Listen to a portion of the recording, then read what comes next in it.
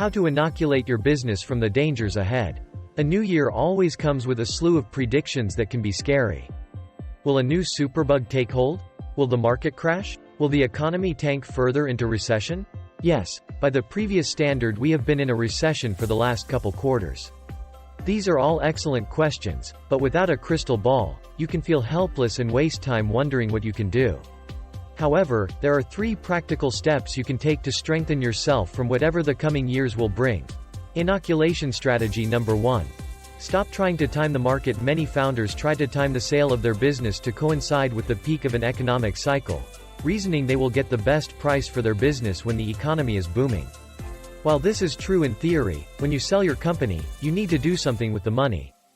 Perhaps you'll consider investing in real estate or buying stocks. Still, most investments are impacted by the same macroeconomic environment your business enjoys, which means you'll be buying into just as frothy a market. The alternative to timing the market is to consider selling when your business meets 2 criteria. First, if your company is on a winning streak, it will command a premium compared with average performers in your industry. Pick a time to sell when your revenue is growing, gross margin improving, employees are happy, and customers satisfied. Second, never sell before you have all of the information you'll need to survive due diligence. After you agree to terms with an acquirer, they'll need some time to verify your business as advertised. A sophisticated buyer will look into every aspect of your operations, including your financials, customer contracts, employee agreements, the way you produce your product or service, your sales and marketing approach, and just about every other facet of your business. You can't wait until due diligence to prepare this package of information. The volume of questions will suck up too much of your time. React slowly to an acquirer's request for information and deal fatigue will set in. This malaise happens when an acquirer loses interest in closing an acquisition because it is taking too long. The way to immunize yourself against whatever the economy may be in the years ahead is to sell when you're on a winning streak, and you have the data assembled to skate through due diligence with ease. Inoculation strategy number 2.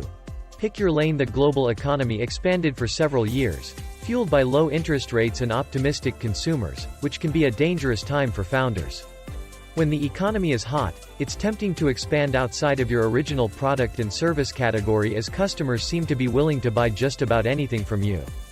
In a time like we have now, being laser-focused is a winning strategy. The problem with diversifying too broadly is that you can become less attractive to an acquirer over time. Acquirers buy what they could not quickly build on their own. When you diversify too broadly, a buyer may pass reasoning that it would be relatively easy to compete with your similar products or services. They know you'll want to get paid for all of your business, yet they may only want a small part of it.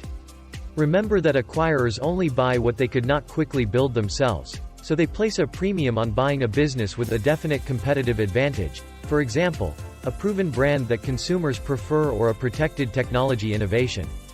No matter what the economy has in store for the years ahead, do one thing better than anyone else, and you'll always have a ready pool of potential acquirers for your business. Inoculation strategy number 3. Create a vision board. A vision board is a display of images that illustrate where you want to be in the future.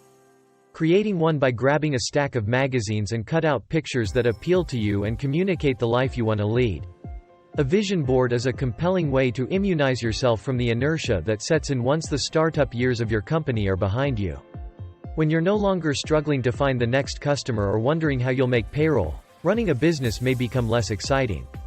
When you no longer need to draw on your creativity and problem-solving skills, one day may flow into the next, and you can become content, but perhaps not truly happy. Think about a time when you were happiest. You were probably doing something new, perhaps in a new place with new people, learning, contributing and growing. Most owners are happiest when they are starting and growing a business, but when a company matures, it can become stifling. The problem is, it can be challenging to leave a successful business. Your lifestyle needs are satisfied through your company, so why go? That's where a vision board can be handy.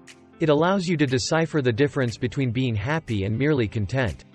When you find yourself feeling comfortable but not necessarily happy, that might be the perfect time to sell, regardless of what's happening in the economy at the time. Do you want to improve the value of your business? Let's talk confidentially about how we can help. Visit www.exit-advisor.com today to get your valuation report and start the process.